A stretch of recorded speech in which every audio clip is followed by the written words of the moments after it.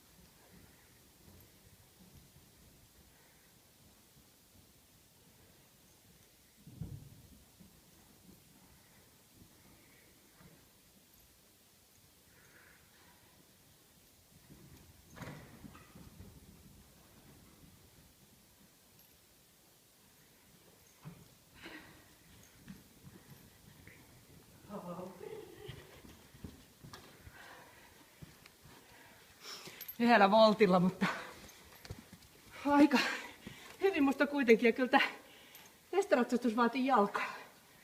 Vai mitä?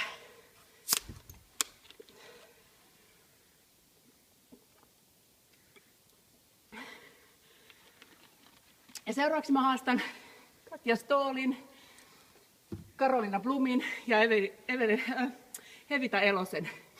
Teillä on 24 tuntia aikaa vastata tähän haasteeseen, tai olette velkaa mulle ison makuvissun.